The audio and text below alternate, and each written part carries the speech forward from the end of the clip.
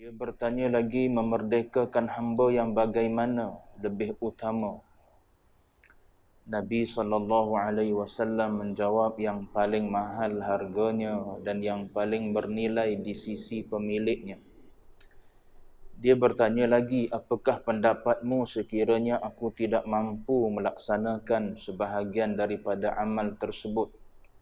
Nabi menjawab, engkau membantu orang yang susah atau miskin atau melakukan pekerjaan bagi orang yang tidak reti melakukannya.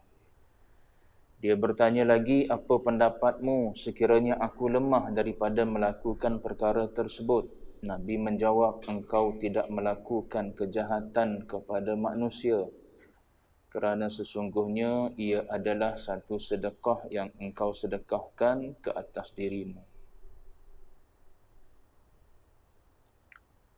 Tuan-tuan muslimin, muslimat sedang jemaah yang dirahmati Allah sekalian, alhamdulillah, pertama dan selama-lamanya kita panjatkan puji syukur pada Allah dengan izin taufik hidayah Allah Subhanahu wa taala. Pada malam ini kita sambung bacaan kitab Al-Adabul Mufrad jilid 2 versi terjemahan. Kita berada pada bab ma yajibu min aunil malhuf, bab pada menyatakan barang yang wajib daripada membantu orang yang sengsara atau teraniaya. Satu hadis yang diriwayatkan oleh Abu Dzar, beliau bertanya Nabi, ayyul a'mali khair? Abu Dzar bertanya kepada baginda Nabi, apakah amal yang paling baik? Ayyul a'mali khair? Apakah amalan yang paling baik? Di sini ulama mengambil pengajaran ataupun mengambil istifadah daripada pertanyaan yang ditanyakan oleh Abu Dzar ini, betapa para sahabat ini berlumba-lumba untuk tahu apakah amal yang terbaik, supaya mereka boleh melakukan kebaikan yang paling afdal. Itu usaha para sahabat, yang untungnya kita lah. Para sahabat tolong tanya Nabi, bukan setakat untuk dia tahu, bahkan untuk umat tahu apa amal yang paling afdal, yang paling banyak nilai pahalanya di sisi Allah. Apatah lagi kita yang berada di hujung-hujung usia, naklah kepada amalan yang berbentuk fast track ni. Kita beramal sedikit tapi pahala banyak. Lain kalau kita masih muda belia, belum balik lagi kita, maka ghalibnya orang muda ni panjang lagi lah usia, ghalib pada adat. Tapi duk tengok-tengok orang muda pun mati ramai, kadang-kadang lebih ramai daripada orang tua boleh jadi. Kalau tengok statistik boleh jadilah. Cumanya ini kesungguhan para sahabat dalam nak beramal. Maka mereka tanya kepada Nabi, apakah amal yang paling afdal? Maka Nabi jawab. Nabi kata yang pertama, qala imanun billah, beriman kepada Allah. Yang ni seafdal-afdal amal lah. Sebab dia syarat kepada penerimaan amal yang lain. Kalau tak ada imanu billah, kita buatlah amal soleh yang lain, macam mana bersungguh sekalipun, kalau tak ada imanu billah, maka tak memberi manfaat pun pada kita. Sebab iman ni adalah ibarat tunjang ataupun akar. Adapun amal-amal itu adalah dahan ranting. So macam mana nak ada dahan, nak ada ranting kalau akar pun tak ada? So macam mana nak dibangunkan bangunan kalau foundation pun tak ada?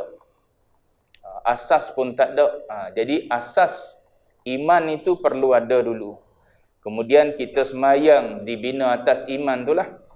Kita buat baik apa sekalipun dibina atas iman itulah. Andai tidak ada iman, walau sepemurah mana sekalipun kita, jutawan dunia katakanlah, pemurah pula kita, dah lah jutawan, pemurah pula dalam dunia orang paling kaya sekali tapi non-Muslim, maka tidak ada manfaat daripada kebajikan. Di akhirat lah, di dunia Allah Ta'ala bayar terus. Itu cara Allah Ta'ala bermuamalat gitulah. Orang baik atas dunia, tapi dia non-Muslim. Nak bagi syurga pada dia tak layak sebab dia tak beriman. So macam mana Allah Ta'ala nak gantikan kebaikan yang dia buat atas dunia? Allah Ta'ala bagi segera dunia pada dia. Disebabkan dia pemurah, berjaya dia dalam meniaga. Non-Muslim pun berjaya. Ya, sebab dia baik. Dia tak menipu dalam perniagaan bandingkan kita. Jual durian pun menipu. Contoh kan Muslim durian banyak ni. Contoh, kita orang yang sikit-sikit Melayu Muslim pun menipu contohnya dalam niaga. Dia meniaga dah lah besar, kaya dah dia, tapi jujur dalam perniagaan. Untung banyaklah Allah Ta'ala bagi pada dia. Nak bagi untung di akhirat tak boleh sebab tak ada iman. Begitu cara Allah Ta'ala. Adilnya Allah Ta'ala ni begitu. Dia tak sia-siakan kebaikan dan kebajikan yang dibuat oleh hamba. Adapun orang mukmin, kalau dia tak dapat di sini tak apa. Allah Ta'ala memang sediakan di akhirat. Bila sebut balasan yang Allah Ta'ala sedia di akhirat berganda-ganda lah. Dan kalau kita tahu kebajikan yang Allah Ta'ala sedia di akhirat, maka kita tak nak pun apa yang Allah Ta'ala nak balas ni di dunia. Maknanya kalau dengan kebaikan yang kita buat di dunia ni, andai diberi pilih nak balas di dunia ke nak balas di akhirat, kalau kita tahu betapa besarnya balasan di akhirat, kita tak akan minta untuk disegerakan di dunia. Macam kita berdoa tu, banyak benda tu kita minta. Doa tu sendiri dah ibadah dah. Doa mukhul ibadah. Doa tu adalah ibadat dah. Maknanya pahala dah kita berdoa tu. Dalam kita berdoa, setiap benda yang kita minta mesti kita nak suruh qada ataupun terlaksana di sini terus lah. Bukan nak tunggu, kalau boleh nak secepat-cepat mungkin kalau boleh. Tu yang kalau minta orang sembahyang hajat nak suruh apa? Nak suruh tok-tok guru jadi imam sembahyang hajat. Nak suruh tok-tok lebar tolong angkat doa pada kita sebab apa? Nak suruh cepat qabul. Tapi kalau kita ni tahulah lambat qabul ataupun tak qabul doa kita sebab akan dibayar di akhirat, pasti kita akan pilih bayar di akhirat. Sebab bayaran ataupun apa yang Allah Ta'ala ganjarkan di akhirat jauh lebih besar banding dengan apa yang kita nak disegerakan di dunia ni. Tu kalau manusia tahu. Tapi sebab kita duk berasa apa yang kita boleh di dunia inilah yang terbaiknya, kita tak nampak benda gaib. Percaya dah, tapi berbeza mengikut kekuatan kepercayaan itulah. Baik, jadi Nabi jawab kepada Abu Dzar Al-Ghifari. Yang pertama kata Nabi, imanun billah, beriman kepada Allah. Lepas tu baru mari jihadun fi sabilih, dan berjihad.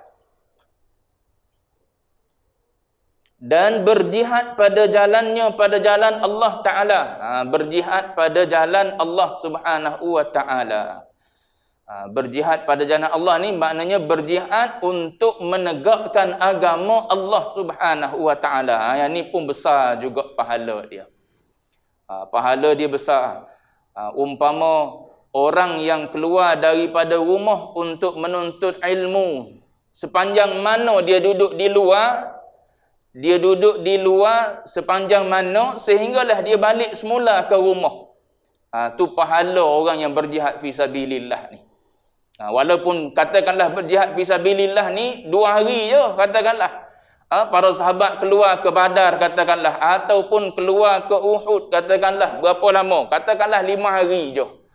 Kita yang keluar menuntut ilmu ni katakanlah 5 tahun. Ganjaran pahala dia kadang-kadang lebih besar daripada orang yang keluar 5 hari. Apa orang yang keluar 5 tahun menuntut ilmu tu? Dia 5 hari, kita 5 tahun duduk dalam menuntut ilmu. Dia 5 hari berjuang fi sabilillah. Pahala dia lebih besar daripada kita lagi. Tu besarnya. Sebab tu Nabi susung imanu billah, yang keduanya jihadun fi sabilihi. Kita tak nampak jalan yang ni. Mungkin ada peluang akhir dunia. Sekarang ni mungkin tak nampak lagi. Tak ada peluang kot kita nak berjihad pada jalan Allah Ta'ala. Sebab tidak zaman peperangan. Tidak zaman peperangan dengan orang kafir. Jangan kata. Boleh jadi Allah Ta'ala panjangkan usia kita. Masa tu duk gagah lagi. Lepas tu hujung dunia peperangan pula berlaku. Malaysia pun terlibat sekali. Na'udzubillah lah. Suasana memang huru-hara lah. Maka boleh jadi kita duduk di kalangan barisan tentera Islam sekali, walaupun kita tak pernah jadi tentera pun, tapi sebab berjuang melawan orang kafir, boleh jadi termasuk, ada ulama sebut gitu. Peluang kita ialah peluang akhir zaman. Baik, kemudian sahabat tanya lagi, qala Abu Dzar Al-Ghifari tanya lagi, fa ayyur riqabi afdal? Kalau nak memerdekakan hamba yang bagaimana yang lebih utama? Dia tanya pada Nabi. Banyak pula soalan Abu Dzar Al-Ghifari. Kalau ustaz kita marah dah ni. Apatah lagi dia jawab pula, kalau aku tak mampu. Lepas tanya lagi, kalau aku tak mampu pula, ni nak buat ke tak nak buat ni? Tapi Nabi dah. Nabi layan sahabat dia. Sebab apa? Sebab tu ta'lim. Ta'lim dan takdib mengambil masa kadang-kadang. Bukan sekali kita jawab orang faham terus. Kadang-kadang 10 kali dengar benda sama tak faham-faham lagi. Baik. Fa ayyur riqabi afdal? Maka kalau nak memerdekakan hamba, yang bagaimana yang lebih utama? Ni kalau zaman ada hamba, zaman kita tak ada hamba dah. Habis tu nak faham macam mana hadis ni? Kita ambil contoh, ada ulama sebut gini. Fa ayyur riqabi afdal? Maka Nabi jawab, aghlaha thamanan. Kita tak ada kena mengena dengan hamba. Nabi kata yang paling mahal harganya dan yang paling bernilai di sisi pemiliknya, yakni pemilik hamba tu lah. Jadi kalau kita hari ni tak terlibat dengan hamba, lepas tu benda apa ni kita nak ambil faham hadis ni? Kalau kita nak memberi, kalau kita nak memberi pada orang, kita nak bagi sesuatu pada orang, maka berilah benda yang paling afdal, yang paling mahal, ikut kemampuan kita lah. Antara kain cap kuda dengan cap mangga, mana yang boleh? Kita mampu dua-dua tu. Bangga memakai apa? Bangga memakai mangga apa tuan-tuan? Dia punya apa? Hashtag ke apa tak tahulah dalam TV dah. Bangga memakai mangga. Dua-dua kita mampu. Cap kuda pun kita mampu, cap gajah duduk pun kita mampu, cap apa bagi tahu lah, kita mampu semua. Nak bagi yang mana? Antara mangga dengan cap gajah duduk. Dua-dua berjahit semua dah sekarang ni. Kalau dulu rasa kuda dengan gajah duduk ni tak berjahit, kena jahit pula. Kalau zaman dulu, tuan-tuan yang muda-muda ni tak sempat. Orang dulu-dulu bila beli kain cap gajah kan, maknanya tak jahit lagi, kena jahit pula. Tu orang dulu-dulu ada mesin jahit kat rumah. Zaman sekarang ni tak ada dah, bangla jahit semua. Baik, nak bagi tahu, kalau kita mampu kedua-dua, lainlah kalau kita tak mampu nak beli mangga kita sendiri pun duk pakai apa? Duk pakai cap kuda je.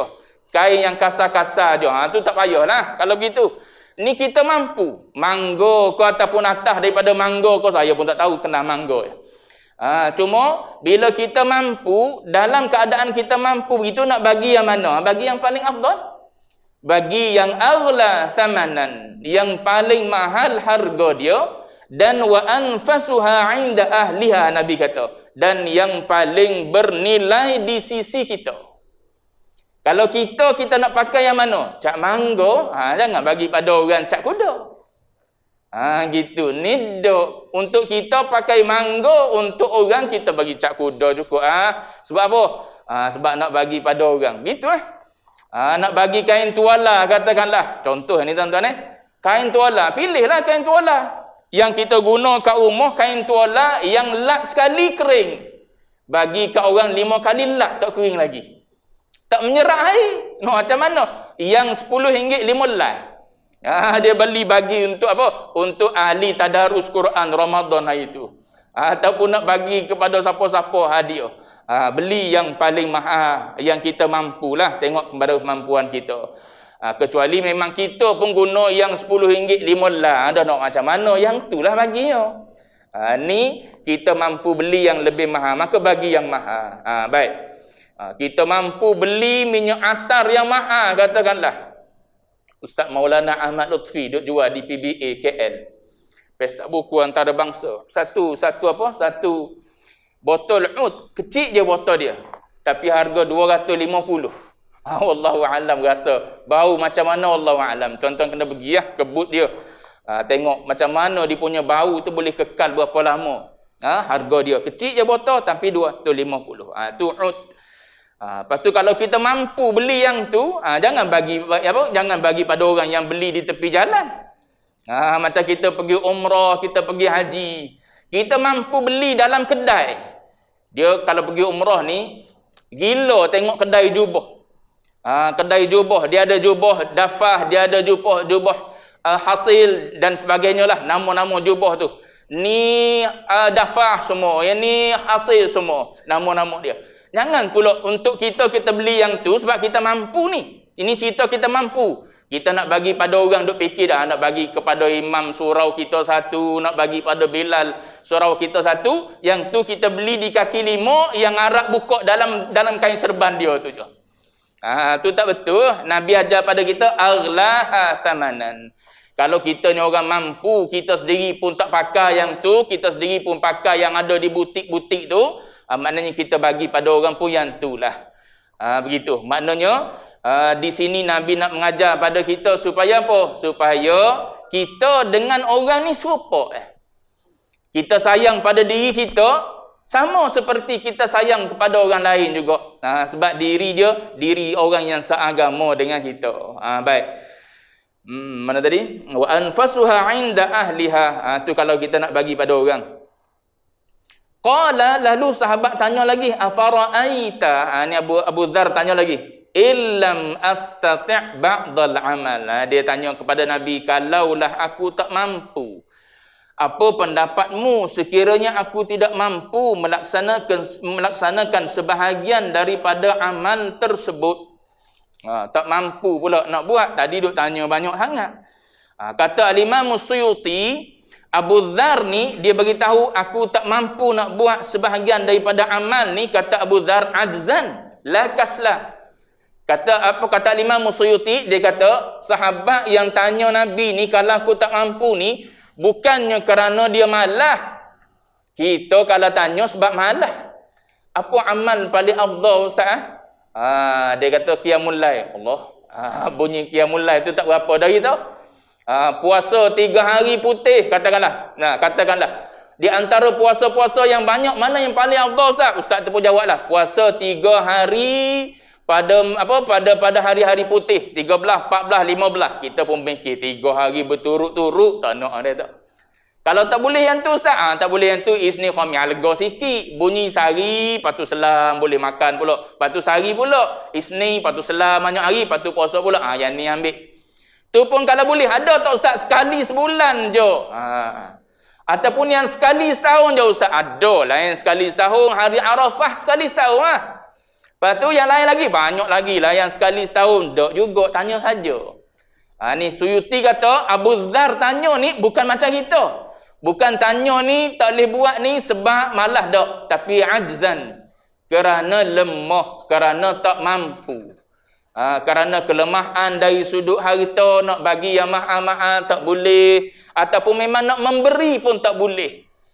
Yang dia yang pun cukup-cukup je. Untuk diri dia sendiri pun cukup-cukup. Kalau aku tak mampu nak buat yang ni ya Rasulullah. Macam mana? Maka Nabi kata. Mana Nabi jawab? Afara'aita illam astati' ba'dal amal. Qala tu'inu dha'i'an aw tasna'u li akhraq. Nabi jawab, engkau membantu orang yang susah atau miskin, atau melakukan pekerjaan bagi orang yang tidak reti melakukannya. Dia keluar tidak reti ni, tak tahu reti ni bahasa KL kan tidak? Bahasa KL lah. Tidak reti ni maknanya tidak tahu lah. Kalau Kelantan dia jadi reti pula. GHE lah. Reti. Tidak reti. Tapi dijadikan bahasa standard kot. Tidak reti. Atau melakukan pekerjaan bagi orang yang tidak erti melakukannya, yakni tidak tahu melakukannya. Macam mana kita nak faham? Contoh, bantu orang yang yang berada dalam kesusahan ni, bantu orang contohnya tolong dia cari kerja. Zaman sekarang ni orang payah kerja ataupun beri peluang kerja. Sebab tu orang Islam orang Islam ataupun kita ada anak-anak, kalau boleh pesan pada anak-anak biar boleh jadi orang hebat macam ni. Dia boleh jadi orang hebat yang boleh bagi peluang untuk orang lain bekerja.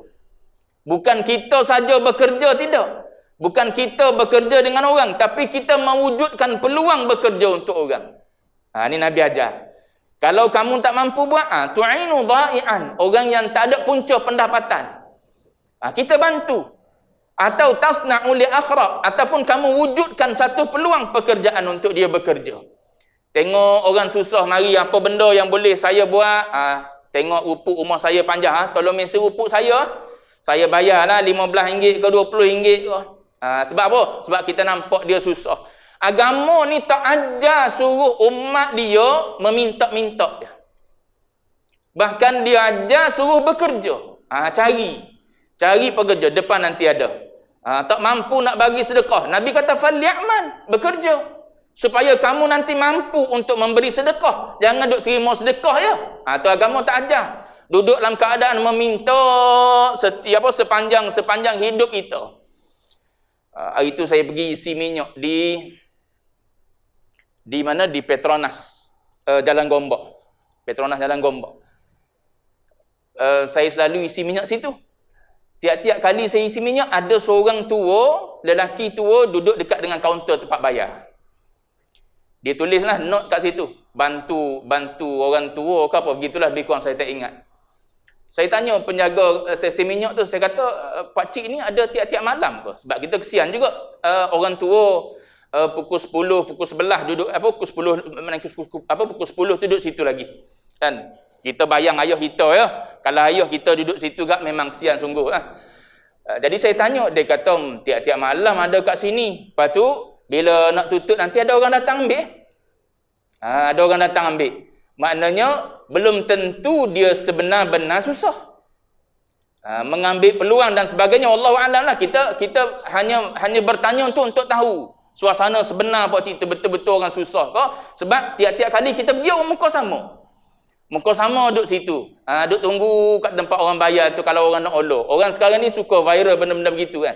Suka tengok budak-budak menjual kerepek, susah, orang tolong, orang bantu. Bila dah viral, orang pakat tolong, pakat bantu. Dulu ada seorang pakcik di Melaka yang menjual apa, tak tahulah. Cuma bila orang viral, orang pakat bantu, pakat tolong. Jadi kadang-kadang ada orang yang ambil kesempatan. Saya nak beritahunya, Islam tak ajar umat dia jadi orang yang meminta-minta. Apatah lagi kalau dia boleh bergerak. Dia memang duduk situ. Memang duduk situ tiap malam. Lepas tu nanti ada orang datang ambil. Boleh berjalan. Elok ya. Islam tak ajar umat dia untuk meminta sedekah. Kalau orang ni ajar diri dia tak akan kaya sampai bila-bila. Kalau dia kaya zahir pun, batin dia miskin. Itu agama bagi hukuman begitu dah. Sebab dalam hadis depan nanti, bila mana sahabat kata, kalau aku tak ada benda nak bagi sedekah ya Rasulullah, Nabi kata apa? Falyamal, kerja. Nabi suruh bekerja juga tu, tujuan dia, biar engkau berusaha sehingga engkau boleh mengeluarkan sedekah. Bukannya Nabi suruh, kalau engkau tak mampu, pergi minta, dah. Nabi suruh bekerja sehingga engkau boleh mengeluarkan sedekah. Sebab Nabi mula ala kulli muslimin sadaqah. Nabi sebut. Setiap orang Islam mesti bagi sedekah. Tu ulama ambil faham daripada situ. Kena bagi sedekah tiap-tiap hari, ulama kata. Lepas tu tiap-tiap orang kena bagi sedekah. Agama tak ajar minta sedekah. Tapi janganlah pula tuan-tuan pi herdik pula yang datang lepas ni. Patut tuan-tuan pi syarah hadis ni pula kat dia. Tak yalah. Ni untuk apa? Untuk pandu diri kita je, untuk belajar. Lepas tu kalau ada orang mari minta, kita nak bagi, tak nak bagi, pulanglah. Kita sanksi, tak sanksi dengan dia tu pada diri kita lah. Kalau kita sanksi, tak nak bagi, sudah. Kalau kita tak sanksi, kita nak bagi, bagi. Walaupun dia sebenarnya menipu. Tu hubungan dia dengan Allah Ta'ala lah. Adapun kita, kita nak bagi, kita tak nak bagi, sudah. Jangan mencaci, jangan mengherdik. Cuma nak beritahu untuk kita pegang. Untuk amal kita. Nabi ataupun agama tak ajar pada kita untuk jadi orang yang meminta. Bahkan dalam hadis yang kita sedang baca, hadis 305 ni, Nabi suruh tasna'u li akhraq. Nabi suruh kita wujudkan peluang pekerjaan. Maknanya Nabi suruh umat dia ni jadi orang hebat. Maknanya kalau kita dulu duk belajar macam mana nak bina rumah, nak buat rumah. Jangan jadi orang yang belajar sampai bila-bila. Jadi macam orang Indon, jadi macam orang Bangla. Dulu dia kerja dengan orang. Sekarang ni dia dah belajar dah macam mana nak cari peluang bekerja. Sekarang ni dia pula yang jadi tokek. Ada orang pula bekerja bawah dia. Begitu Nabi ajar pada kita. Maknanya siapa tahap kita boleh mewujudkan peluang pekerjaan pada orang lain. Apatah lagi kalau peluang pekerjaan tu tak ada orang Islam ceburi. Tu lebih-lebih lagi. Fardu kifayah atas kita orang Islam ambil alih. Tengok peluang apa yang ada dalam negara kita ni yang tak ada orang Islam ceburi bidang tersebut. Anak kita kalau boleh ikhtiar usaha, kita tak sempat dah, terlepas dah zaman kita. Kita tak pernah dinasihati begitu. Kita tak pernah diberi kesedaran begitu oleh orang-orang sebelum daripada kita. Lepas tu anak kita yang masih hidup belajar lagi, pesan dia belajar rajin-rajin. Tak payah bekerja dengan orang pun tak apa. Engkau yang wujudkan peluang pekerjaan. Kamu ada nak bina sekolah ke, nak buat apa ke, yang penting biar boleh jadi siapa tahap orang boleh duduk bawah kita, bekerja dengan kita, kita bayar gaji kepada dia. Tu agama ajar. Tu dalam bentuk bantu tu. Bantu orang yang apa? Orang yang susah, orang yang tiada pekerjaan. Baik, lalu Abu Dzar tanya lagi, qala afara'aita in dha'uftu. Abu Dzar tanya lagi, apa pendapat engkau kalau aku lemah daripada melakukan perkara tersebut? Maka kata Nabi, tada'un nasa minasyarri fa innaha sadaqatun tasaddaqaha ala nafsik. Nabi kata apa? Engkau tidak melakukan kejahatan kepada manusia kerana sesungguhnya ia adalah satu sedekah yang engkau sedekahkan ke atas dirimu. Tu kalau tak mampu juga. Macam mana lemah segala-galanya. Akal pun lemah dah, nak mikir jalan untuk bagi peluang orang bekerja. Tubuh kita sendiri pun lemah dah. Nabi ajar pada kita, mu jangan duk buat jahat. Maknanya kalau kita tak mampu nak beri manfaat pada orang, jangan kita buat mudarat pada orang. Kalau kita tak mampu nak buat kebaikan, jangan kita buat kejahatan. Jangan menyusahkan orang lain. Maknanya duduk buat hak kita je, jangan menyusahkan orang lain. Sebab apa? Kita nak beri manfaat pada orang lain, kita tak mampu. Itu pun cukup dah. Sebagai sedekah, Nabi kata. Mutahan dirimu daripada duk buat jahat. Ni masalah dalam negara kita. Dahlah dia tu orang yang tidak boleh bagi manfaat kepada masyarakat. Jadi sampah pula pada masyarakat. Duk pi ragut orang, duk pi rogo anak orang, duk buat khianat pada orang, bagai-bagai jenayah duk buat.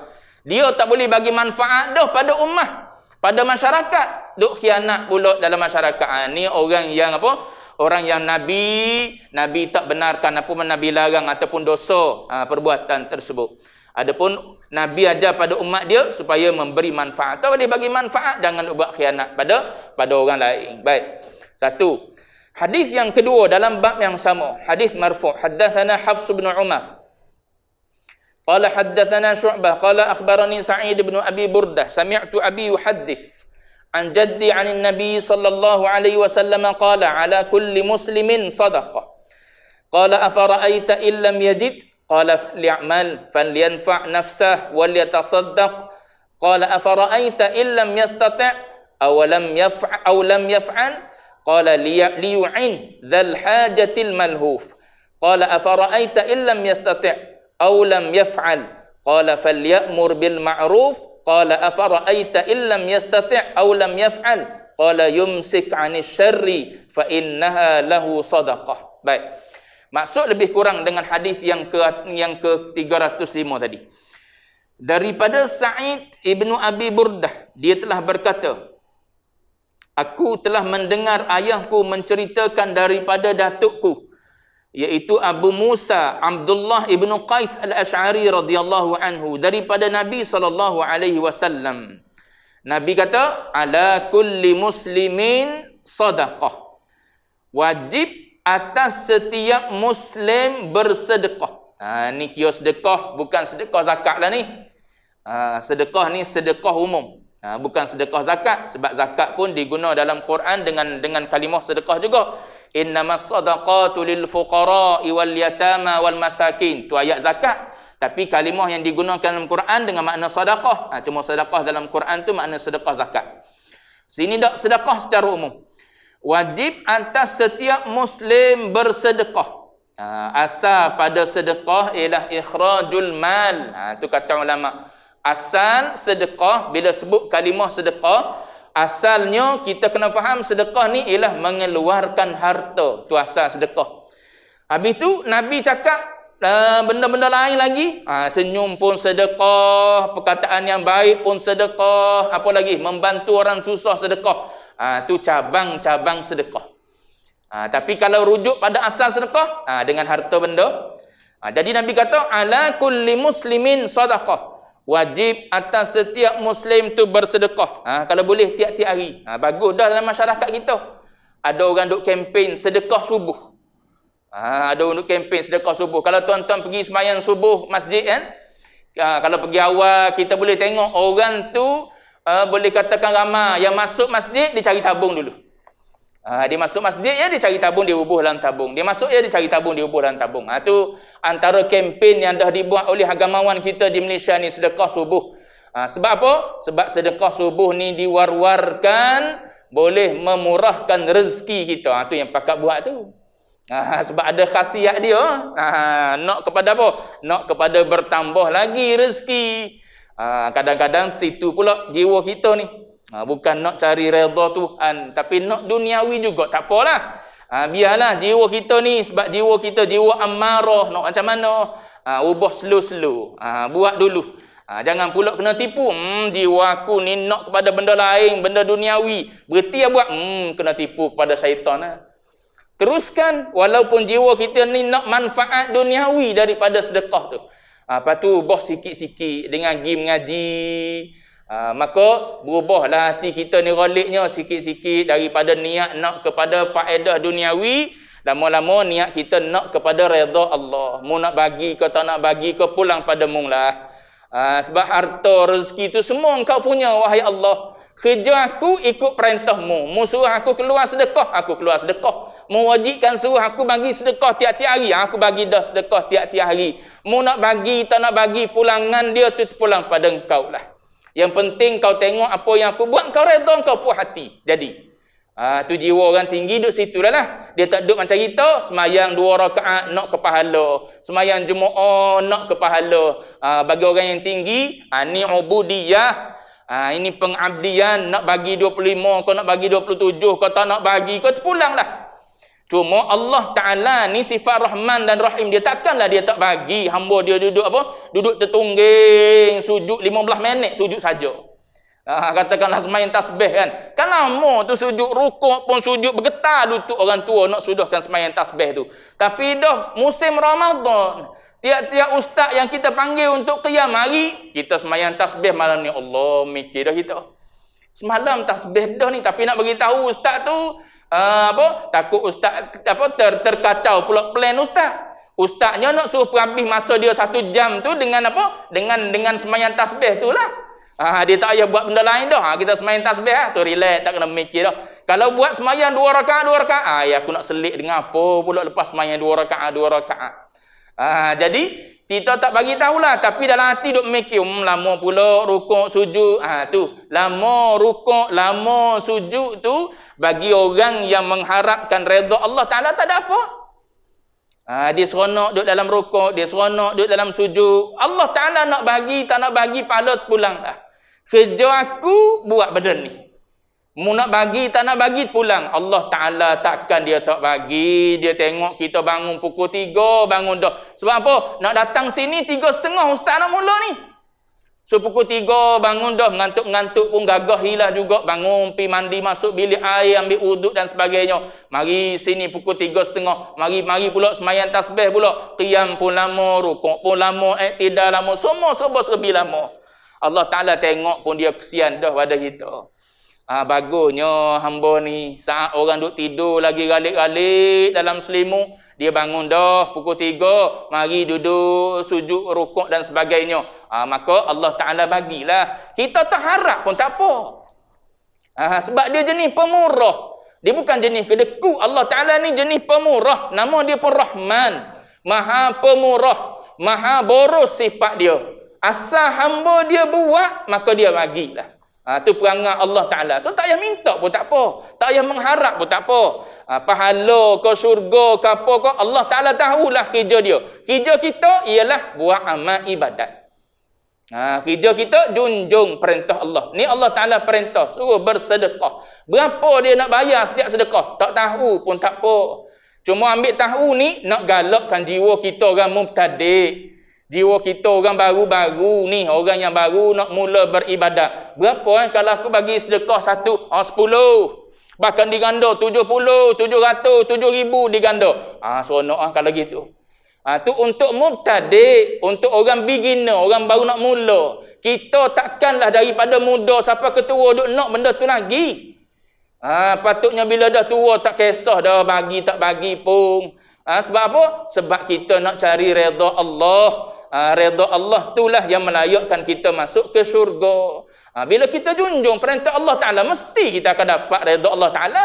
Walaupun pahala Allah Ta'ala tak bagi. Katakanlah, walaupun Allah Ta'ala tak bagi pahala pada kita. Kita semayang, dia tak bagi pahala. Kita puasa, dia tak bagi pahala. Kita menderma, dia tak bagi pahala. Tapi dia puas hati dengan kita, dia redha kita. Takkan dia buat dalam neraka. Gitu kita dengan mak ayah kita kan. Mak ayah bila dia puas hati dengan kita, tak ada apa. Minta apa pun dia bagi. Tak minta pun kadang-kadang dia tanya, nak beli seluar tak? Nak beli baju ke? Ada nak beli itu, nak beli ni. Sebab apa? Sebab dia puas hati dengan perangai anak dia. Oh baik sungguh seorang ni. Pagi-pagi, pagi-pagi orang lain, yang lain duduk galik dengan telefon, dengan gadget, duduk tengok TV. Yang seorang ni tengok ada kain dalam bako, dia pun ambil bako pergi jemur kain. Yang seorang ni lah juga tengok ada sampah di dapur dah diikat dah, dia pun ambil tong sampah pergi buang di tong sampah di luar rumah. Yang lain duduk atas kursi duduk tengok TV cerita kartun pagi-pagi. Maka yang ni mak ayah sayang dan suka. Tak minta pun kadang-kadang dia kesian lah. Dia mari rasa belah, mari rasa ihsan, mari rasa nak bagi. Kadang-kadang ditanya, ditawarkan. Walaupun anak jenis tak minta. Jenis tak minta, pergi sekolah kalau tak tanya ada duit tak ada duit, tak ada beritahu pada kita. Yang jenis gini anak begini, mak ayah suka. Yang jenis pagi-pagi nak RM10, esok nak RM10 pula. Mung ni duit aku bagi, mari tak habis dah kau. Dia gitu. Duk tanya pahala ni berapa? Pahala ni berapa? Tu kadang-kadang mak ayah lah pula kena faham. Ni budak mubtadi'. Ni budak tadika. Semalam ambil dah RM7, RM9, esok nak RM9 pula. Semalam beli apa dek? Sebab apa? Sebab dia mubtadi'. Sebab dia orang baru. Ada pun yang dah besar dah, ada tak ada, kadang-kadang minta tak minta. Tu beza orang tua. Kalau kita duduk dalam amal, tua-tua dah nak mati esok lusa dah, duduk tanya pahala ni berapa, pahala ni berapa lagi ke, berat. Malu ke dirilah. Baik, gitulah Nabi beritahu dalam hadis ni, ala kulli muslimin sadaqah. Nabi kata wajib atas setiap muslim itu bersedekah. Dia bertanya, apa pendapatmu? Illam yajid, kalau dia ni tak ada apa-apa yang boleh dia bagi sedekah. Sekiranya dia tidak mendapati sesuatu pun untuk bersedekah. Nabi bagi solusi dia. Macam mana nak selesai orang yang tak ada benda nak bagi sedekah ni? Maka Nabi kata apa? Falyamal. Maka hendaklah dia bekerja. Falyanfa' nafsah wal yatasaddaq. Maka dengan sebab dia bekerja tu, barulah dia dapat memberi manfaat kepada dirinya dan barulah dia boleh bersedekah. Tu Nabi bagi solusi. Macam mana orang yang tak ada harta nak bagi sedekah? Nabi suruh bekerja. Nabi suruh bekerja sehinggalah dia ada pekerjaan, dia ada pendapatan, dia boleh bagi sedekah. Jangan duduk dalam keadaan tak boleh bagi sedekah sepanjang hidup. Sebab apa? Susah.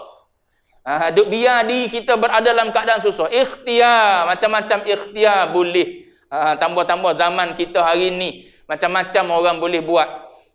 Tak payah buat apa, buat konten pelik-pelik orang boleh buat duit. Cuma tak suruh lah tuan-tuan buat konten macam tu. Cuma nak beritahunya ada orang cari modal, cari duit melalui konten yang dibuat di dalam TikTok. Boleh duit, YouTube bayar, itu ini bayar pada apa? Pada orang yang buat konten tersebut. Jadi kaya raya dia. Asalnya orang yang tidak ada pekerjaan. Rupa-rupanya duk kerak potong video soal jawab asatizah dalam dalam TikTok, rupa-rupanya boleh buat duit. Ya ke tidak tahu ni? Ada, betul ni? Betul dah. Ada orang muda duk buat gitu. Rupa-rupanya boleh buat duit. Tu yang pakak duk pergi kameraman pergi tengok ustaz-ustaz tu. Mana yang boleh buat duit? Contoh ni tuan-tuan kameraman kita ni jujur tuan-tuan. Tak ada modal apa pun dia. Tak ada cari untung apa pun ni. Cuma nak beritahunya, TikTok ni boleh buat duit. Orang-orang muda lah duk cerita. Ni ustaz kalau dia bagi apa? Dia bagi lambang KLCC. Tu ada nilai ringgit dia tu. Dia bagi lambang ni, lambang KL Tower, ada nilai ringgit dia tu ustaz. Rupanya begitu. Saya nak buat juga. Baru boleh dapat duit pendapatan sampingan. Cuma nak beritahunya agama aja gitu. Suruh bekerja. Supaya apa? Supaya boleh berinfak. Baik. Qala afara'aita illam yastati'. Lalu sahabat tanya lagi. Kalaulah dia tak mampu, nak bekerja pun tak mampu. Bahkan diri dia sendiri pun lah. Diri dia sendiri pun hanya mampu untuk jaga diri sendiri je. Contoh. Maka apa benda yang dia perlu buat? Nabi jawab lagi. Tengok Nabi ra'i dan layan para sahabat dia yang bertanya. Tak ada maki hamun, tak ada maki hamun, tak ada marah, tak ada apa. Mu ni malah betul dah. Nabi jawab soalan yang ditanya. Tak mampu nak buat kerja. Kalau kita lah orang hari ni sihat tubuh badan, orang muda pula bagi tahu pada kita gini, jawab dia kena maki serapah dah kita. Sebab apa? Sebab mu orang muda, tubuh badan sihat lagi, tak nak buat kerja. Ada jenis gitu tuan-tuan.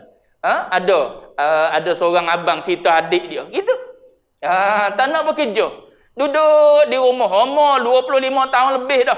Lepas tu, pagi-pagi, ayah balik sembahyang subuh, buat alik nasi. Nasi, kalau dulu dia cerita. Kalau dulu, nasi kalau letak di dapur, tak akan. Kena ambil letak atas meja di luar. Baru makan. Masya Allah. Umur 20 tahun lebih. Tak kerja, kadang-kadang makan pun, ayah kena cari. Tengah hari ayah keluar sembahyang zuhur, buat alik nasi pula. Anak ni duduk saja gitu. Ada punya orang jenis gitu. Jenis malah itu. Ni agama tak ajar. Untuk kita ambil pengajaran boleh. Agama tak ajar pada kita gitu. Duduk di rumah buat kerja. Sekarang ni zaman boleh buat kerja daripada rumah. Buat kerja. Tuan-tuan ada kepakaran apa? Saya sebut contoh. Ada sahabat yang pandai Yang pandai design. Dia design t-shirt. Lepas tu tulis lambang universiti, tulislah logo universiti, bubuh logo universiti, tulis universiti apa-apa, kemudian up dalam Facebook, up dalam grup WhatsApp, dalam grup Tele dan sebagainya lah. Dia kata sekejap je ustaz, dia kata 100 lah orang tempah. 100 lah. Lepas tu saya tanya untung berapa satu like? Untung RM10 ustaz satu like. Dah kira 100. 10 kali dengan 100 boleh dapat dah duit situ. Tu kalau 100 lah tu sekejap. Dia kata ustaz saya buka lah dalam 4-5 hari. 4-5 hari dia kata boleh beli laptop. Banyak lah kalau beli laptop ni beribu. Bukan harga yang ratus-ratus, tidak. Maknanya hasil daripada tu saya boleh beli laptop. Sebab saya memang buat pun untuk target beli sekian-sekian. Saya kalau target nak beli apa-apa saya buat. Target nak beli laptop, target nak beli aksesori laptop dan sebagainya, maka saya pun buat benda-benda gini. Bila saya buat, ada orang ambil tempat ada orang nak tempat beli bagi jual semua sekali. Akhirnya saya dapatlah apa yang saya nak. Tu maknanya usaha orang muda. Nak memberikan infak ataupun memberi manfaat kepada orang lain. Baik, qala afara'aita illam yastati'u lam yaf'al. Kalaulah dia tak mampu juga nak buat ya Rasulullah, maka Nabi kata qala li 'indal hajatil malhuf. Hendaklah dia menolong orang yang mempunyai hajat, yang ditimpa kesusahan. Kalau ada orang susah, bantu. Dah kita nak buat benda lain tak boleh, tolong orang yang berada dalam kesusahan. Gitu. Lepas tu tolong ni dengan apa? Kata ulama, tolong ni sama ada tolong dengan perbuatan ataupun tolong dengan perkataan. Tak kisah, yang penting tolong. Yang penting kita menolong orang yang berada dalam kesusahan. Kita nak tolong benda lain tak boleh, nak bagi sedekah tak boleh. Tengok ada orang kena ragut, kita tolong kejar, contoh. Kita ada kemampuan dari sudut fizikal. Cuma dari sudut keuangan kita tak ada. Dari sudut fizikal kita ada. Kita ada belajar pula ilmu-ilmu pertahan diri dan sebagainya. Tolong orang kena ragut dan sebagainya. Qala afara'aita illam yastati' sikit lagi. Aw lam yaf'al. Apa pendapat engkau ya Rasulullah kalau dia tak mampu juga nak buat benda ni? Tubuh badan tak sihat, harta pun tak ada. Macam mana ni ya Rasulullah? Tak boleh nak buat. Maka Nabi kata apa? Falyamur bil ma'ruf. Ajar orang benda-benda ma'ruf. Ajar orang lain buat benda baik. Hendaklah engkau menyuruh kepada kebaikan. Cuma nak kena-kena. Bila nak suruh orang buat ma'ruf, nak cegah orang buat mungkar, kita kena mengaji. Kita kena mengaji, kena. Mungkar ni apa? Ma'ruf ni apa? Mungkar ni benda yang ittifaq ulama, ijma' ulama mungkar. Baru kita boleh cegah. Kalau tak ijma' ulama tak boleh cegah. Dia tengok orang terbaca talqin, pergi cegah. Tak itu. Tu karut nama dia. Kita pergi cegah orang baca talqin, kita beritahu orang, buat benda mungkar, benda bid'ah, benda sesat. Apa benda sesat? Baca qunut subuh. Yang tu tak ijma' ulama. Bila tak ijma' ulama, benda tu tidak mungkar. Bila tak mungkar, salah, kita pergi cegah. Sama juga dengan ma'ruf. Ijma' ulama mengatakan benda ni ma'ruf. Ijma' ulama mengatakan benda ni mungkar. Apa benda yang mungkar ni? Tu duduk berdua-duaan tanpa hubungan halal. Tu mungkar tu, ijma' ulama. Zina, benda mungkar tu. Berjoget di disko, mungkar tu. Apa lagi? Merempik, mungkar tu. Ijma' ulama tak ada yang mengatakan halal merempik, tak ada. Ijma' ulama mengatakan haram. Sebab apa? Membahayakan nyawa. Maka kita kena pergi cegah. Sebab apa? Benda mungkar. Tapi kalau yang duk khilaf di kalangan ulama ni kata boleh, ulama ni kata tak boleh. Ulama ni kata begini, ulama ni kata begini. Maka tu benda-benda mungkar. Sekarang ni masalah dalam masyarakat kita, isu khilafiyah ni seolah-olah macam mungkar. Isu khilafiyah yang diperselisihkan oleh ulama 1200 tahun dulu. Yang ulama dulu berlapang dada dalam keadaan berselisih pendapat tu. Aku dengan pendapat aku, mu dengan pendapatmu. Tak apa, tak ada masalah. Mari di kita seolah-olah macam satu pendapat. Kalau pergi di tempat sekian-sekian, jangan baca qunut. Sebab apa? Tempat kita tak baca qunut. Kalau buat gini, jawab dia mau buat benda bid'ah, benda sesat. Tak gitu. Ulama yang membolehkan masih ada, maka benda tu bukan benda mungkar lagi. Tu kena mengaji bab ma'ruf, bab mungkar, barulah kita boleh cegah benda mungkar, boleh suruh benda ma'ruf.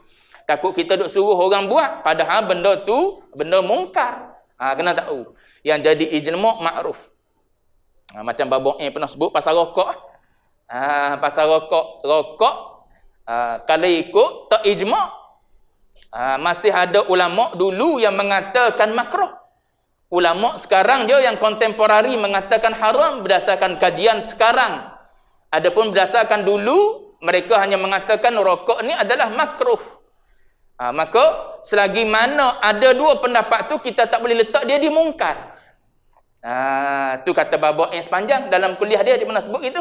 Maka tak boleh kita nak cegah dia macam cegah orang zina, tak boleh. Tak apalah dia nak buat macam mana. Gitu. Cuma kita boleh kempen lah sekarang ni dengan dengan kebijaksanaan teknologi yang ada pada hari ini. Memang betul-betul terbukti. Contohnya terbukti ada bahan-bahan yang boleh membunuh dalam jangka masa yang panjang dan sebagainya lah. Doktor-doktor duk sebut tu, maka kita katalah dengan pendapat sekian, maka keluarlah fatwa mengatakan haram. Bolehlah kita kempen, tapi nak anggap dia sebagai mungkar sebagaimana mungkarnya mencuri, merompok, berzina, tak boleh. Sebab ada lagi pendapat dulu tu, yang kata apa? Yang kata makruh. Tu Babak Ain pernah sebut itu. Sebab tu lembut pendekatan Babak Ain ni. Mereka menentang, kita menerang Babak kata. Mereka tentang kita apa-apa yang jadi khilaf di kalangan ulama dulu. Mereka tentang, mereka serang. Tak apa, biar dia serang. Kita bagi penerangan. Untung juga dia tentang, untung juga dia serang. Ummah boleh tahu. Cuba kalau dia tak keluar isu. Dia tahu keluar isu ni, isu bid'ah, isu sesat, isu apa? Isu khilaf. Jawab dia ummah pun tak tahu. Tapi bila ada orang yang tolong buat bocongkil benda-benda khilafiyah ni, ada ulama tolong jawab. Ni dak, ni pendapat yang mengatakan boleh. Ni pendapat yang mengatakan boleh, pendapat yang mengatakan harus dan sebagainya lah. Maka ummah akan tahu. Cuma baki laginya, jangan ta'assub. Gitu. Jangan ta'assub. Kita bila ta'assub dengan seseorang jawab dia dak lah, tak terima dah pendapat orang lain. Patutnya orang agama tu pun sendiri dah kena amanah dah. Orang agama tu sendiri dah kena amanah. Bila kita tengok sesuatu isu khilafiyah, patutnya kalau ikut manhaj Babak Ain, kita kena bentang dua-dua. Bentang dua-dua, patut serah kepada masyarakat lah. Gini, pendapatnya begini, yang membolehkan dalilnya gini. Dalil talqin, ni dalil talqin daripada Quran, daripada hadis dan sebagainya. Ni dalil yang tak mengharuskan, yang kata tak ada asal daripada hadis, Quran dan sebagainya. Talqin ni, bentang kedua-dua. Lepas tu, serah pada masyarakat. Kita terima yang apa? Yang ulama dulu duk buatlah, baca talqin sepah daripada apa? Ke bumi mayat. Pulang serah pada masyarakat. Ni dak seolah-olah macam tak ada langsung. Maka seolah-olah ulama-ulama dulu tu sesat lah. Sebab apa? Ulama dulu duk buat lama dah. Baik. Tu ma'ruf, nak kena. Qala afara'aita illam yastati' aw lam yaf'al. Kalau dia pun tak mampu nak buat benda ma'ruf ni, boleh jadi macam kita tak ada ilmu nak buat benda ma'ruf. Macam mana nak suruh orang buat benda ma'ruf? Nak cegah orang buat benda mungkar, kita tak ada ilmu. Qala yumsik 'anis syarri fa innaha lahu sadaqah. Ni yang last sekali Nabi kata, jangan buat jahat. Kalau semua benda kita tak mampu, duduk baik-baik dalam masyarakat. Gitu. Macam pesanan orang tua kita lah. Pesanan Nabi ni. Kalau kita tak mampu nak buat apa-apa kebaikan pada orang, jangan duk ganggu orang. Pergi sekolah, kalau tak nak belajar, jangan duk kacau orang. Itu kan nasihat mak-mak kita dulu waktu kita nak pergi sekolah. Kalau rasa tak boleh nak belajar, jangan duk kacau orang lain nak belajar. Kalau kita tak nak semayang tak nak semayang tarawih katakanlah di masjid bulan Ramadan, jangan duk kacau orang yang nak semayang tarawih. Macam Upin itulah kena piak telinga kan. Sebab apa? Duk kacau member dia. Duk kacau orang lain nak semayang dan sebagainya lah. Duk ikat duk ikat mercun ke apa. Di selipar. Kita zaman kecil dulu buat juga gitu. Untuk orang tua latah lah orang tua. Cuma bagusnya dia buat cerita tu ada manfaat untuk budak-budak. Baik. Kita orang tua pun tengok juga. Mana tadi?